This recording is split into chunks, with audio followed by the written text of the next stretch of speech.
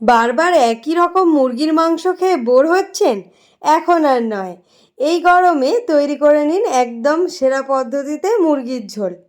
বাঙালি নববর্ষ জমে যাবে একদম। গরম গরম ভাতের সাথে এইরকম সুস্বাদু juicy soft and flavourful chicken দারুণ লাগবে। রবিবারের দুপুর বা স্পেশাল কোনো দিন অবশ্যই এই রেসিপিটা একবার বানিয়ে সবাইকে তাক লাগিয়ে দিন। হ্যালো এভরিওয়ান, আমি পায়েল আর আপনারা দেখছেন Surtuli food and travel blogs. চলুন তাহলে আর দেরি না করে শুরু করা যাক। গ্যাসে কড়াইটা বসিয়ে বেশ কিছুটা সাদা তেল দিয়ে দিলাম। তেলটা যতক্ষণ গরম হচ্ছে ততক্ষণ আমি এখানে কয়েকটা আলু কেটে নিই। বাঙালিদের মাংসর ঝোলে আলু দেয়া হবে না তা কখনো হতেই পারে না। আমি এখানে আলুগুলোকে খোসা ছাড়িয়ে ভালো করে ধুয়ে নিয়েছি। এবারে আলুগুলোকে 4 টুকরো করে কেটে নিলাম। সব আলুগুলোকে কেটে নিয়েছি। এদিকে তেলটাও গরম হয়ে গেছে। তেলের মধ্যে আলুগুলোকে দিয়ে দিচ্ছি। আলুগুলো দিয়ে এর মধ্যে অল্প একটু লবণ আর অল্প একটু হলুদ গুঁড়ো দিয়ে ভালোভাবে ভেজে নিতে হবে।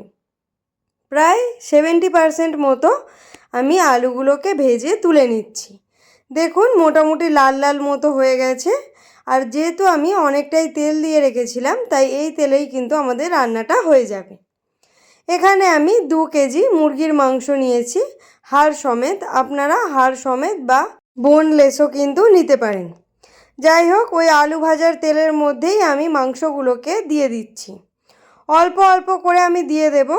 দিয়ে ভালোভাবে কিন্তু ভেজে নিতে হবে। বেশিক্ষণ নয়, মাত্র মিনিট 5 মতো এদিক ওদিক উল্টে পাল্টে মাংসটাকে ভালো করে ভেজে নেব।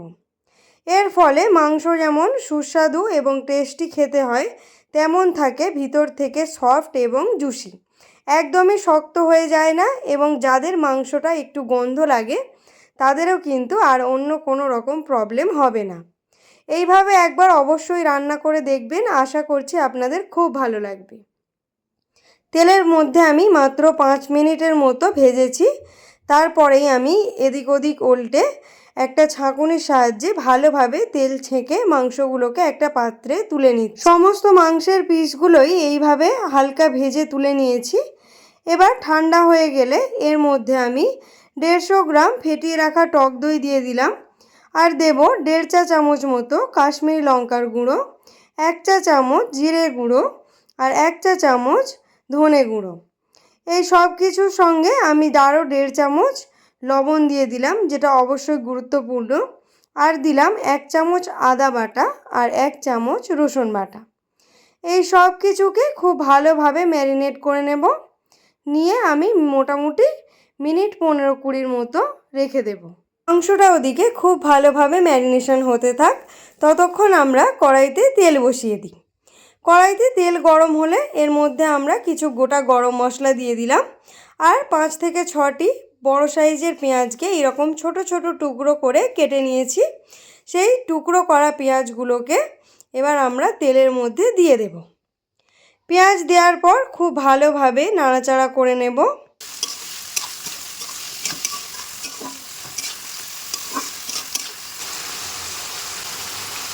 এবার এর মধ্যে আমি 6 থেকে 7টি কাঁচা পাকা লঙ্কা দিয়ে দিলাম। আর আমি এর মধ্যে অল্প একটু লবণ দেব, যাতে খুব তাড়াতাড়ি পেঁয়াজটা গলে যায়। যেহেতু মাংসে লবণ দেয়া আছে তাই লবণটা একটু বুঝে শুনে দেবেন। এবার আমি 2টো বড় বড় সাইজের টমেটোকে মিক্সিতে পেস্ট করে রেখেছিলাম, সেই টমেটো বাটাটা দিয়ে খুব ভালোভাবে কষিয়ে নেব। যতক্ষণ না মশলা থেকে তেল ছাড়ছে ততক্ষণ কিন্তু ভালোভাবে কষাতে হবে। দেখুন আমার এখানে মশলা থেকে খুব ভালোভাবে তেল ছাড়িয়ে দিয়েছে। এবার আমি এর মধ্যে কিছুটা হলুদ গুঁড়ো দিয়ে দেব। প্রায় 2 চামচ মতো আমি কালারের জন্য হলুদ গুঁড়ো দিলাম। আগে কিন্তু ম্যারিনেশনের সময় আমি কোনো হলুদ গুঁড়ো দিইনি। খুব ভালোভাবে আমি কষিয়ে নিয়েছি। এবারে ম্যারিনেট করা মাংসটা এর উপরে আমি দিয়ে দিচ্ছি। মাংসর সাথে যে মশলাগুলো লেগেছিল সেগুলো খুব ভালোভাবে আমি এর মধ্যে দিয়ে দিচ্ছি। মশলার সাথে মাংসটাকে আমি ভালোভাবে কষিয়ে নেব। দেখুন এইভাবে কষাতেই কিন্তু মাংসটা খুব ভালোভাবে সেদ্ধ হয়ে যায়। এখানে বেশিক্ষণ টাইমও লাগে না, তাই আমি এখানে মিনিট 10 ধরে এখন খুব ভালো করে মাংসটাকে কষাবো।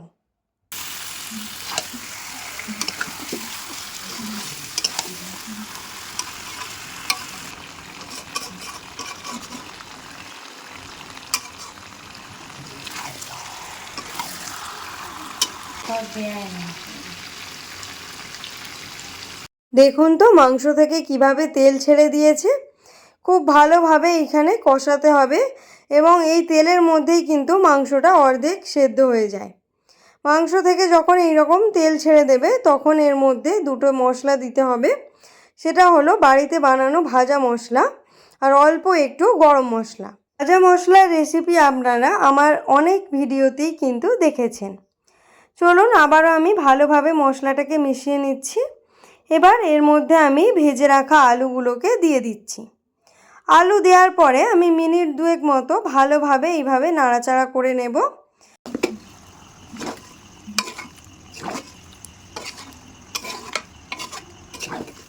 মাংসটাকে আমি মিনিট দুয়েকের জন্য একটু ঢাকা চাপা দিয়ে দিচ্ছি।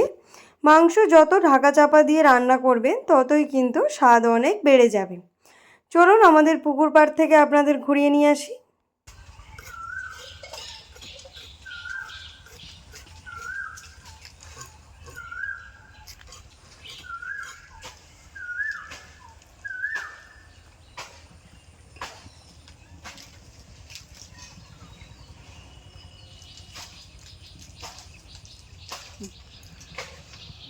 প্রায় মিনিট দুয়েক মতো হয়ে গেছে। চাপাটা আমি খুলে দেখিয়ে দিচ্ছি।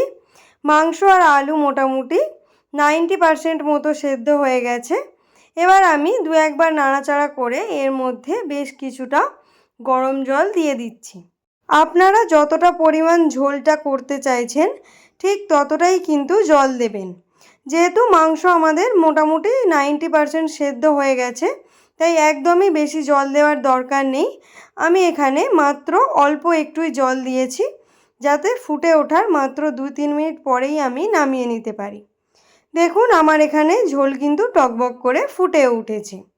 খুব ভালোভাবে আমি আরও একবার নাড়াচাড়া করে দিচ্ছি, যাতে তলায় না লেগে যায়। আর আমাদের এদিকে আলুও খুব ভালোভাবে কিন্তু সেদ্ধ হয়ে গেছে। এবার আমি এর মধ্যে অল্প কিছুটা ধনেপাতা কুচি ছড়িয়ে দিচ্ছি। বেশ কিছুটা আমি বাগানের ধনেপাতা ছড়িয়ে দিলাম। আপনারা চাইলে গরম মশলাও দিতে পারেন, তবে আমি আগে যেহেতু গোটা গরম মশলা দিয়েছি তাই আমি এখানে আর গরম মশলা দিচ্ছি না। চলুন গ্যাস অফ করে দিয়েছি। আপনারা নিজেরাই দেখে নিন তো রান্নাটা কেমন হলো। একদম নতুন পদ্ধতিতে আপনারা যদি এই রকমভাবে রান্না করে থাকেন মুরগির মাংস, তাহলে সবাই কিন্তু চেটেপুটে খেতে বাধ্য। দুপুরে খাবার টেবিলে হোক বা যে কোনো অতিথি যখনই আপনার বাড়িতে কেউ আসবে, অবশ্যই এই রান্নাটা আপনারা করে খাওয়াবেন। আলু দিয়ে মাংসের ঝোলের স্বাদ কিন্তু কখনোই সে ভুলবে না। বারবার রিকোয়েস্ট আসবে এই রান্নাটা বানানোর জন্য। অবশ্যই একবার এই রান্নাটি বাড়িতে বানিয়ে কেমন হলো আমাকে জানাবেন। চিকেন থাকবে একদম সফট জুসি আর খেতে হবে অসাধারণ টেস্ট। বাচ্চা থেকে বড় অবশ্যই কিন্তু এই রান্নাটা খেতে খুব পছন্দ করবে।